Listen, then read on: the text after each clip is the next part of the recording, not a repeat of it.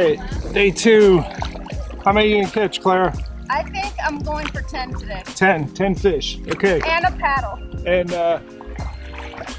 Miss Brannon. What? How many fish you gonna catch? At least one. And what's your biggest gonna be? At least 12 inches. Oh, you do better than that. You did better than that yesterday. Jameson. No, I'm not gonna jinx it. This is 25.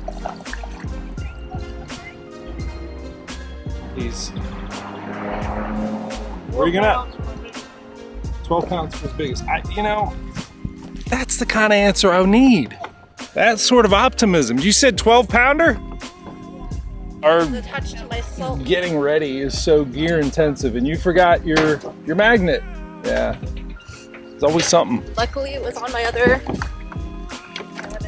PFD? Other PFD. Well, it's good that it's on your PFD because it doesn't work real well if it isn't.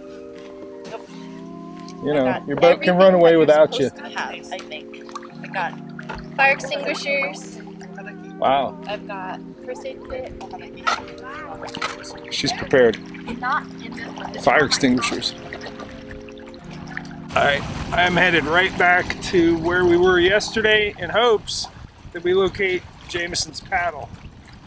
It's a really nice wooden bending branches one. Should stick out like a sore thumb. I think we had trouble seeing it yesterday because it was so windy that, you could see those big oval blades, right up against the tules. I think we'll see it if it's calm. I don't think we were going to see it yesterday. Yeah, I want to look for the paddle. So we're working the same section that we were on yesterday, and we caught some good fish, particularly when the wind picked up. And for me anyways, I know Amanda got one deep in that stuff on a frog, but for me, I really caught better fish further out, and it was where the grass kind of thinned out. It was on the deep side of the outside edge of the grass. Talked to a gentleman who was bringing his kayak in the same time we were.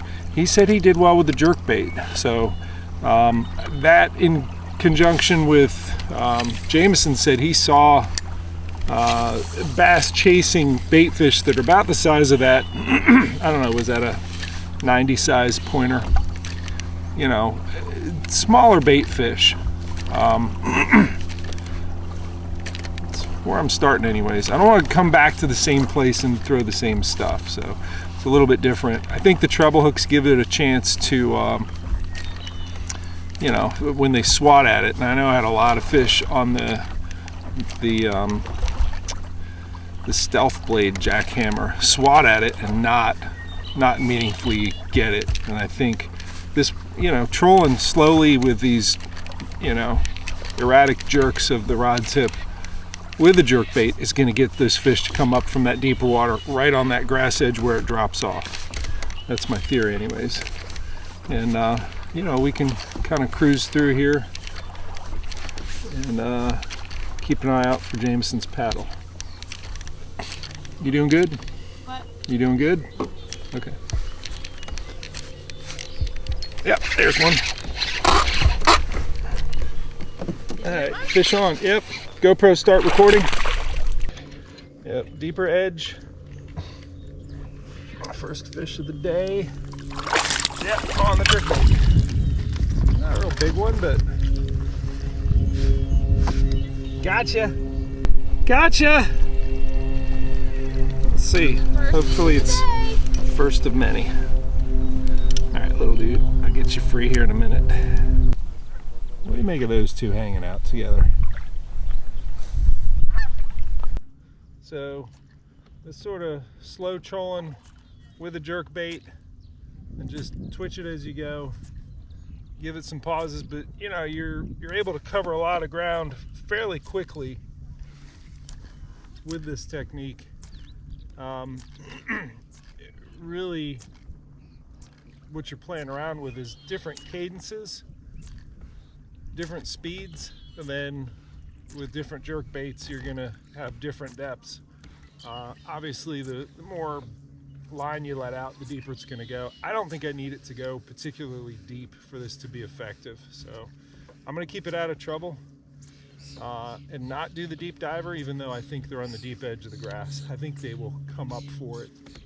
So if you can see that diving duck up there, that for sure tells me there's some schools of bait fish here, and if they're there on that deep grass edge, for sure there's going to be some bass that are interested. So I stopped trolling, and I'm working one area in particular because there was a lot of ducks in one area, and I just saw a bass slash at the surface. I know James said he hooked a big one yesterday that came up to the surface and swatted at something. He cast right on top of it. I think he said he had a baby brush hog. I think at that point, if you have an accurate cast on a fish that just attacked the surface, it's less about what you put out there and more that you've put it in front of a fish that's actively feeding. And I just saw one slash, so I'm gonna hang out here a little bit. Actually saw that one come up and eat it. No! Yeah.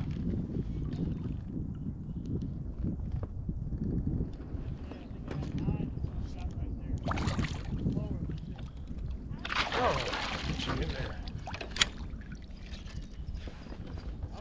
Yeah, grass edge. I had to get in a little closer than I had been, and got one hook in him. It was fun to watch him come up and grab it. I actually got to see that eat.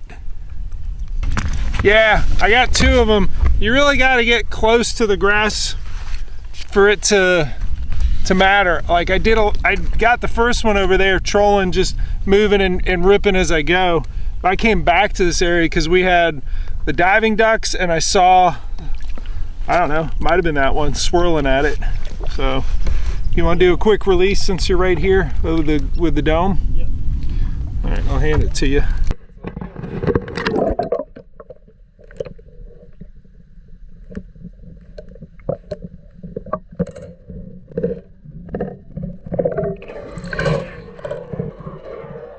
What are you tying on, AB?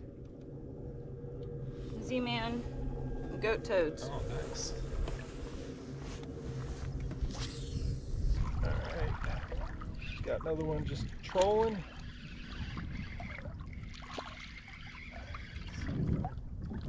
Oh, it's a huge crappie. Look at the size of this thing. Jerk baits, like a lot of baits, like blade baits and spinner baits, are pretty cool because you never know what you're gonna get. And in this case, oh, I got a slab. That's one of the bigger crappie I've ever caught. I don't know how big you are. He's for sure over a foot. He might be 13 inches, I bet. Didn't really bring a thing to measure him, but it's good eating. It's okay, man. I'm gonna let you go. You said you got one on the jerkbait? How big? I don't know, maybe a pound and a half or a little more. Okay. He was short, but he was real chunky. I'm happy whenever we're back in these birds, these ducks. I feel like if I'm not doing this every once in a while, I'm probably out in too deep open water. You gotta play around on that edge.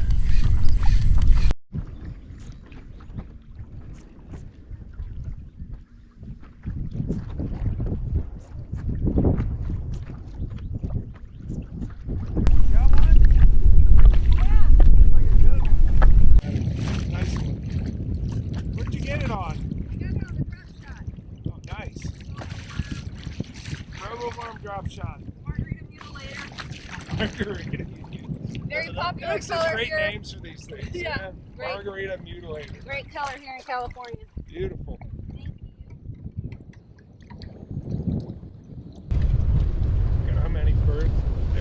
area. I had that one that surfaced right in front of me and got spooked by me. I know there's food. Piece of bass. It's not. Ooh, yeah, I got him jumping behind me. Yeah, there's gotta be food in here. Should be bass eating the food. I did switch over to the stealth blade jackhammer I was throwing yesterday. I'm thinking with the, with the wind picking up, should be a more aggressive bite.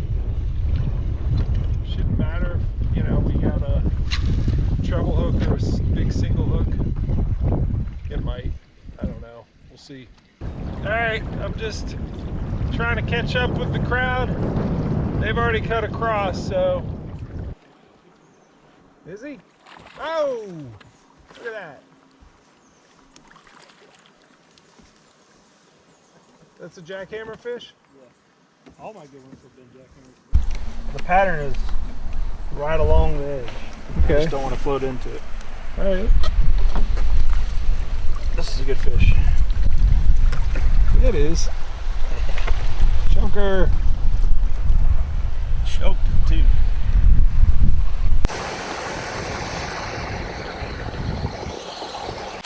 Alright. Jameson's on a streak. Getting some good ones.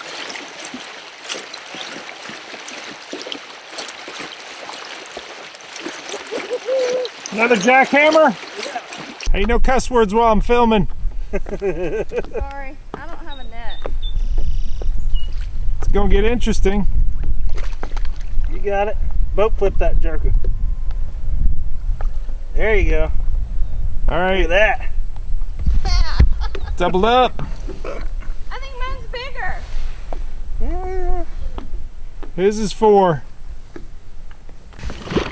All right, this did well for me yesterday. I've only caught one little one on it today, but both of them got them on the same point. And I don't know. Maybe go right back where they caught them. Hers was out on the point. Yeah, it was. Fished the heck out of it. I actually threw up in that corner. Oh, I did too. What? I had just thrown up in there. Yeah, so that's what I did. It's kind of awesome that it was still in there.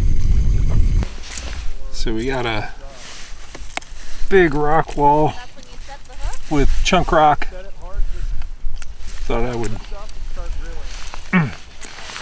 put the crayfish crankbait on it. There's always some crayfish hanging out and stuff like that.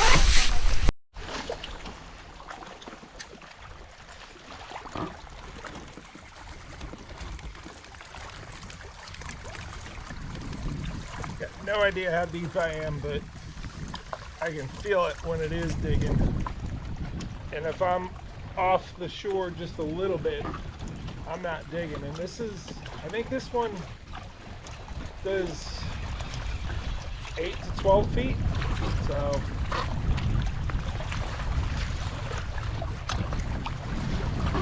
it's a big, deep diving square bill. Oh, there's one.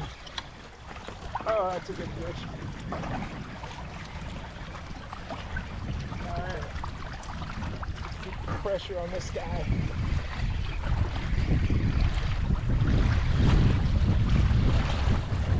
Yeah, that's a good fish.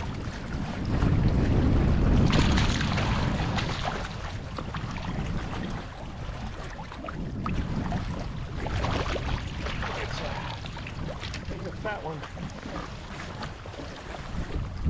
A wind-blown rocky shoreline. Yep, getting live target deep diver into the mix.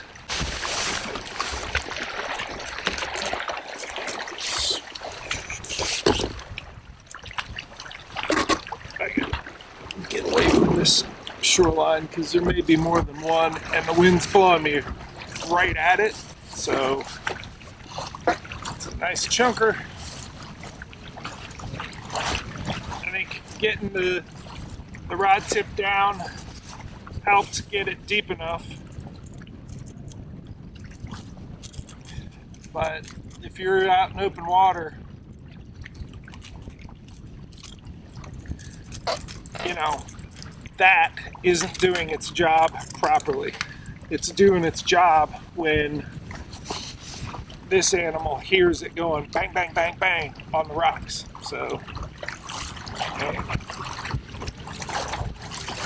Chunky monkey, get him back in there. See you, guy. Okay, got another one. Running out into deeper water. Seems to be coming fairly easily. See, yeah, he's not a real big one.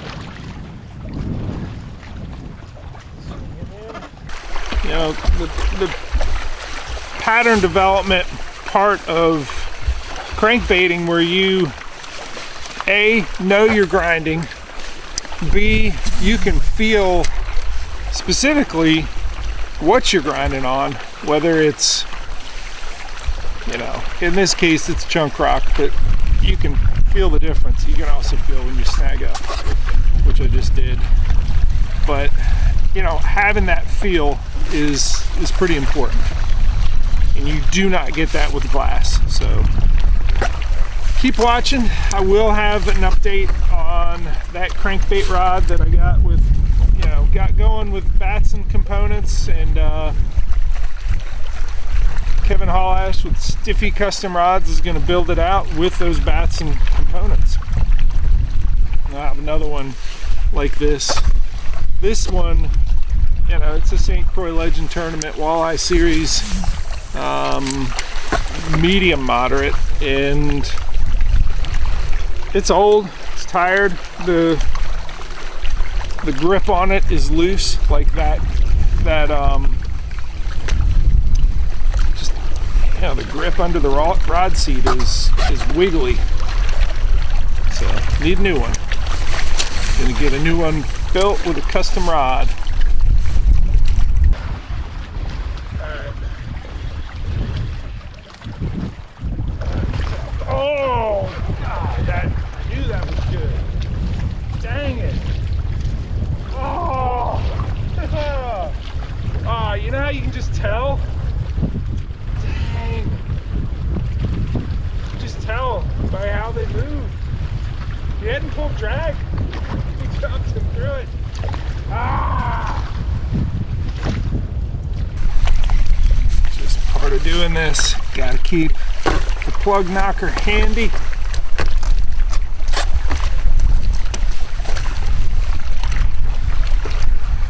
Quick about it. Slide it down. Oh. Tip up. Yep. Gets it right out. Alright, same spot. Another fish on. Just got an active. He's not. Man, that last one was a nice fish. At least I got an active school here. I turned around and I'd already worked this area, but it's like, yeah, sometimes coming through in a different angle makes all the difference in the world. Which way they're facing, you know, when you bring it across the rock. I was probably coming up behind him, whereas if it's moving in the direction of them. Alright, I got an active spot.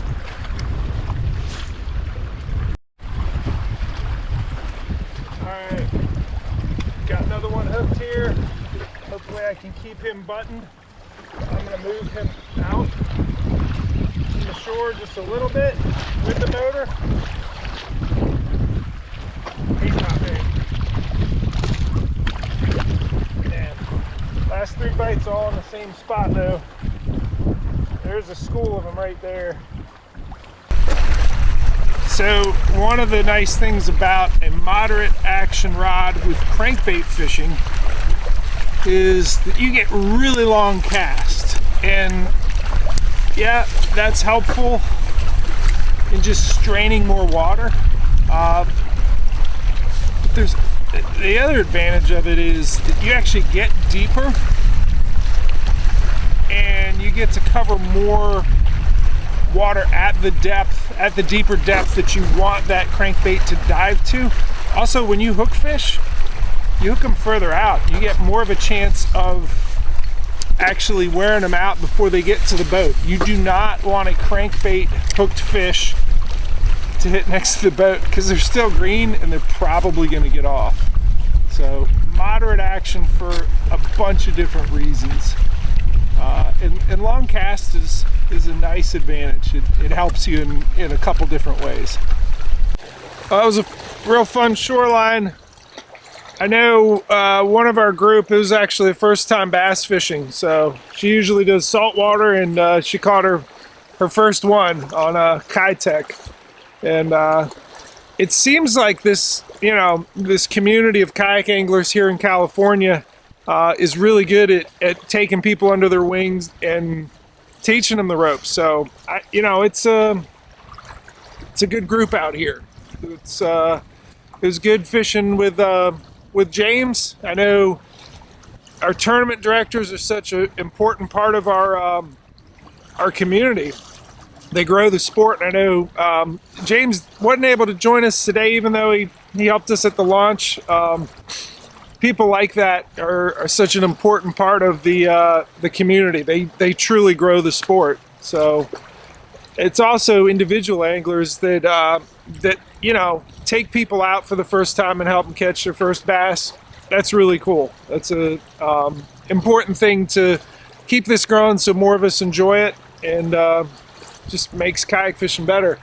I'm gonna catch up with them, and I think we had to leave at a certain time just so we can get back. Jameson and I are headed to Lake Tahoe next. I don't think we're gonna fish. I think we're gonna do one dealer visit, and then we run all the way down to San Diego for several dealer visits, and I got to teach a Torqeedo ultralight install while I'm down there. But it's been fun here on Lake Hennessey for 2 days. Thanks for watching. See ya.